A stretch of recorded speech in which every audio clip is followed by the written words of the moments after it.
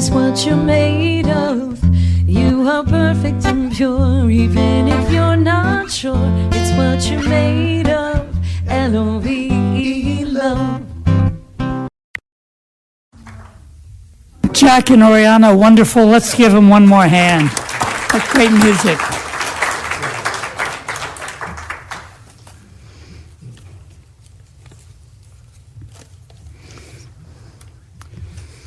So does everybody know what the Buddhist monk said to the hot dog vendor? Make me one with everything. That's all I've got this morning. Thank you. When Reverend Tony called me, I said that I had recently developed a little talk for the Cape Sangha called Buddhism 101, and I asked if I could give a version of that here this morning. And we talked a little bit about how there's no conflict between the teachings of Buddha and the teachings of Charles and Myrtle Fillmore and the foundation of unity. So I have found it very comfortable to be both a member of Unity and a practicing Buddhist. This brown jacket is my ordination jacket I received from Thich Nhat Hanh in 1998. Thank you. I had just received the 5 mindfulness trainings, more about that later, and he said you should recite them regularly with a Sangha. If you don't have a Sangha in your hometown, start one. So I started one, and it's been going strong. And at first it met in my living room, and then we met in the old conference room in the old schoolhouse that Unity used to rent. And when Unity got this beautiful building, we moved in here, and we've been going strong ever since. Everybody here is welcome to join us. Now, the principles of Unity are summed up in the 5 Unity principles.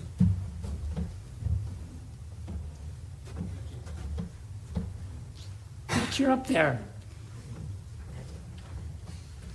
First is that God is the source of all.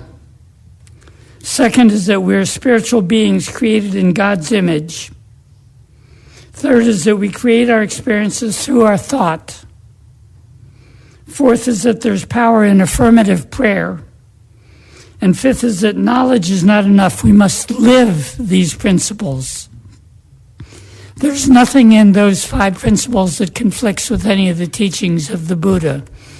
Now, the Buddha was silent when it came to the existence of God, a higher power, and an afterlife. People said, is there life after death? Is there a God? And he said, imagine you were struck by a poison arrow, and your friend came to pull the arrow out. And you said, wait, before you pull it out, I need to know who shot the arrow, what was his family background, what was his motivation, why did he want to do this, why was he so angry, and what's the nature of the poison, and where did he obtain it from, and how did he put it together? And, well, by the time you got the answers to all those questions, you'd be dead. So he suggested that he was going to teach only about suffering and the relief of suffering, the immediate relief of suffering. And the Buddha lived about 500 BC, 2,500 years ago, in the foothills of the Himalayas in India. And he was raised as a pampered prince. But after a while, he realized there must be more to life, so he went and practiced asceticism for a while and hardly ate anything and hardly slept at all. And that wasn't working either. So then he chose the middle way, and he meditated under the Bodhi tree. And I had the honor of sitting and meditating under the Bodhi tree in India in 2011. And it's a beautiful spot, and you can see the sun shining through the leaves of the tree. And in that beautiful setting, he came up with the 4 Noble Truths.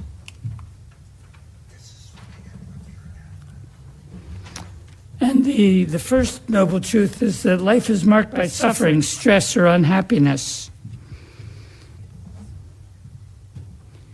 What a bummer. If we stopped here, nobody would want to be a Buddhist.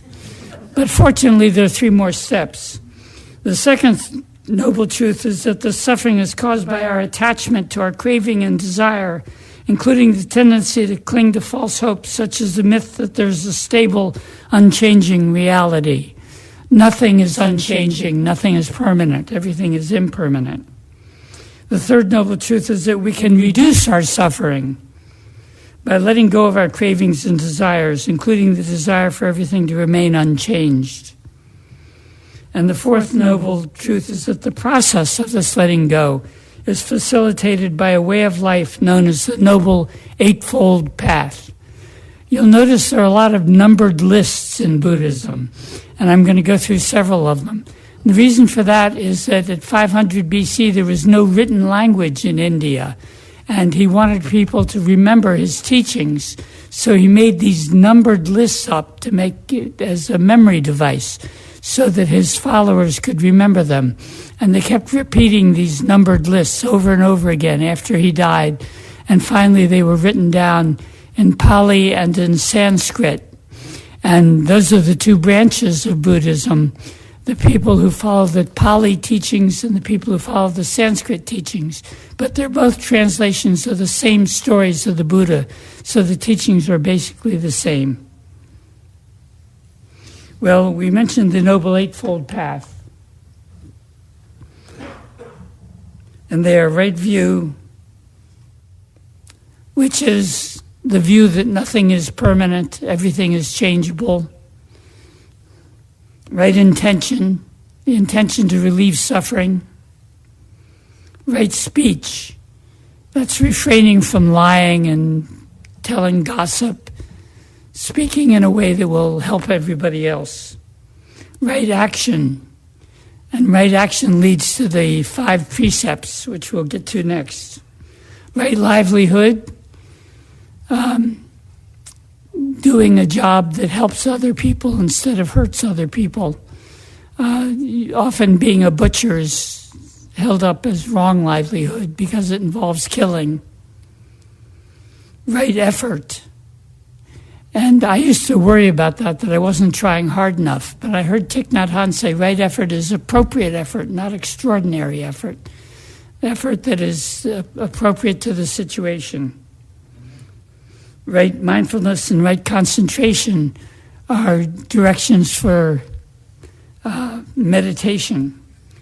And I want to thank Wes for our lovely meditation this morning. Meditation is the foundation of Buddhism. Well, what about this right action?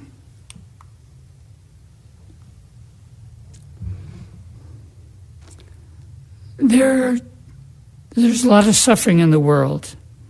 Some suffering is caused by killing. We're deeply aware of that in the Middle East and in Africa today, and even in Europe. There's too much killing in the world, and the killing causes suffering. So not only should we avoid killing ourselves, but we should avoid killing in our way of life and our society, and we should speak up against killing. Be aware of the suffering caused by stealing. Taking things that are not freely given causes suffering. We should be aware of things that are suffering that's caused by sexual misconduct. And that includes watching out for sexual mistreatment of children and others, and discrimination based on sexual preference. Be aware of the suffering caused by lying and unmindful speech. And that was also listed as one of the Eightfold Path. And it's usually interpreted to include being aware of the suffering caused by not listening. Mindful listening, deep listening is a part of mindful speech. And be aware of the suffering caused by intoxicants and other toxins, drugs, alcohol. Some people also include gambling. And you could think of today's world with video games and toxic social media. But most Buddhists believe that not using drugs and alcohol is an important part of the 5 precepts. You'll notice these are similar to the 10 Commandments. However, there's one main difference. The 10 Commandments promise punishment in an afterlife, and the Buddha never discussed an afterlife. He said that by following these precepts, you'll be happier right now, in the here and now, in the present moment. Whereas if you violate the precepts, you will have more suffering in the present moment.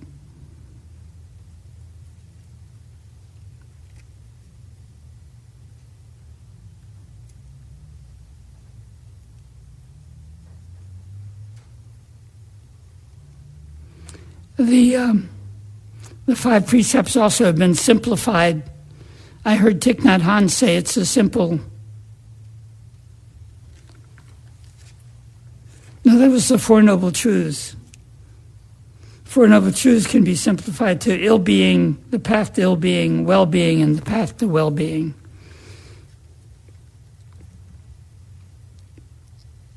Well, how do you know if you're on the right track? The 3 Dharma seals. I can't help but picture those marine mammals bouncing balls on their noses, but that's not the kind of seals. This is more like a seal you would put on an official document in wax. And there are ways to test and see whether you're on the right track. If you believe in impermanence and realize that everything is going to change, that's one of the 3 Dharma seals. If you believe in non-self, now there's a complicated thing. Believing too much in yourself can cause suffering. Realizing that there's no separate individual self, that you are a product of your ancestors, of your society, of your teaching, of everybody who's ever taught you something, of your relationships, that the self isn't a separate individual self, but is a collection of many other things. And the 3rd Dharma self is usually referred to as nirvana. Nirvana is an interesting concept. It's the absence of all craving and desire, which can lead to ultimate happiness.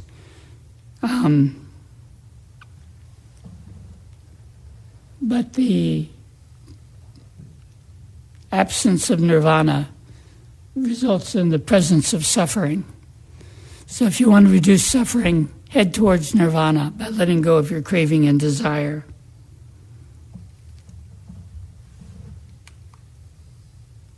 One more numbered list. The 5 remembrances. I had a wonderful teacher named Joanne Friday who used to urge me to recite these every morning when I wake up. I still don't have the courage to do it. It's too depressing. I'm of the nature to grow old. There's no way to escape growing old. I'm of the nature to have ill health. There's no way to escape ill health, including a scratchy voice. I'm of the nature to die. There's no way to escape death. Imagine thinking that every morning. And all that is near to me and everyone I love are of the nature to change. There's no way to escape being separated from them. And I think we all have experienced examples of that in our lives. And the 5th remembrance is that my actions are my only true belongings. I cannot escape the consequence of my actions. My actions are the ground upon which I stand. So anyway, realizing that I'm of the nature to grow old, to get sick, to die, those are important steps along the path to enlightenment.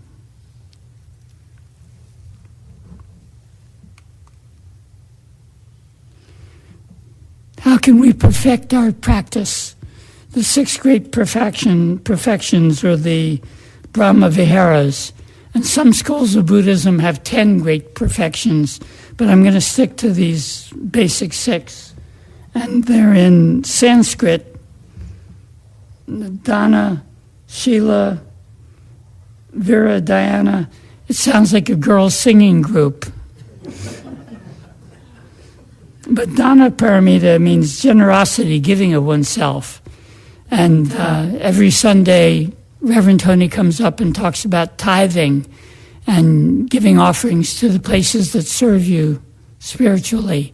That same principle is active in Buddhism.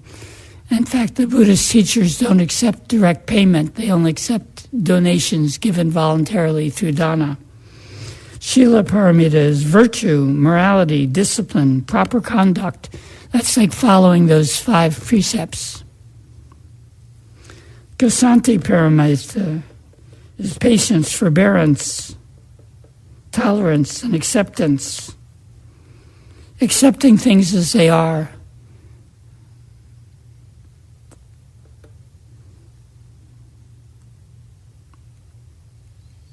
This is also known as, and the word's going to come to me,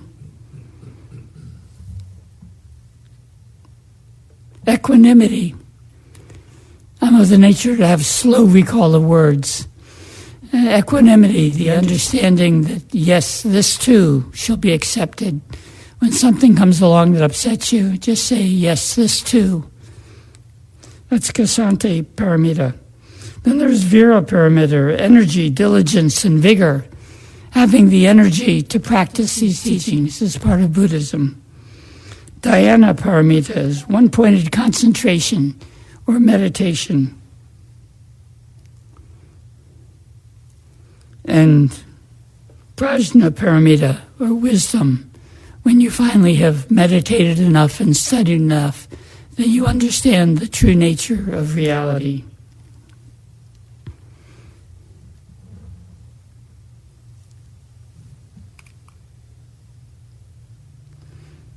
The Buddha also taught the 4 immeasurables, or the 4 Brahma Viharas.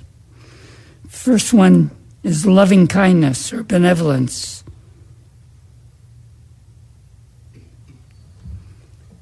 And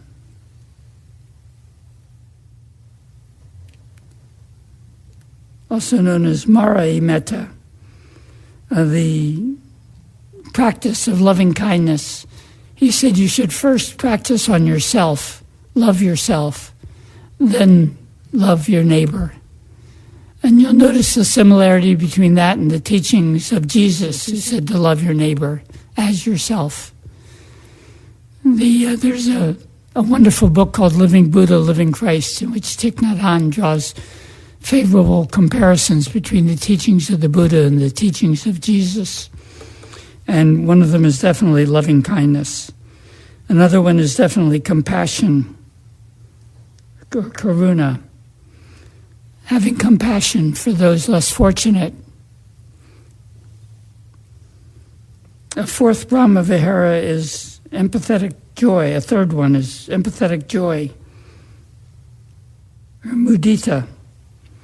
Being happy when someone else has good fortune rather than being jealous. And then the 4th one is equanimity, which I was having trouble remembering before. So if you can follow the teachings of loving kindness, compassion, empathetic joy, and equanimity, you will lessen your suffering and be happier here in the world. Just when you thought there couldn't be any more lists, I've got a list of 5 hindrances. These are the things to watch out for. Sensual desire or greed. I recently discovered that at the Whole Foods store they've got some key lime pie. Oh boy, is that good. I've got to control my desire for key lime pie. The second of the 5 hindrances is ill will or aversion, hatred of things. Try to avoid that. The third is my favorite, sloth and torpor, laziness. Try to avoid that. The 4th is restlessness and anxiety or worry. And the 5th one is doubt. Self-doubt is a terrible problem. You should try to avoid that.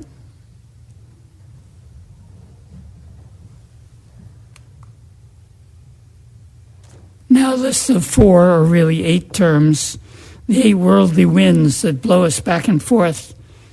The Buddha taught that we're blown back and forth between pleasure and pain. We're blown back and forth between gain and loss. We're blown back and forth between praise and blame. And we're blown back and forth between fame and disrepute. Now, by memorizing these lists, you can lessen the suffering in the world and increase your happiness. A lot of these are related to the 5th unity principle, that knowledge is not enough. We must live these principles.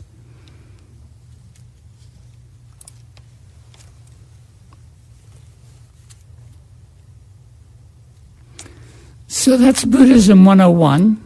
If you'd like to learn more about Buddhist practice, you're welcome to join the Cape Sangha, which meets right here from 4:30 to 6 every Sunday. And we have a sister group called Recovery Dharma that meets from 6:30 to 8 on Wednesdays right here. And that's for anybody in recovery from any sort of addiction.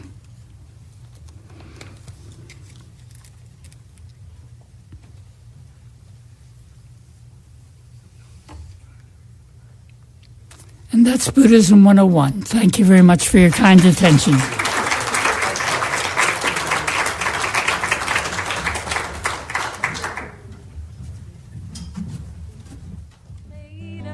You have been watching the message from our Sunday celebration service here at Unity on Cape Cod, providing a positive path for spiritual living. Please join us every Sunday morning at 10 a.m. at 147 Walton Ave, Hyannis, Mass. And visit us online at unityoncapecod.org. This video was made possible in part through a grant from Unity Worldwide Ministries and the Templeton Foundation.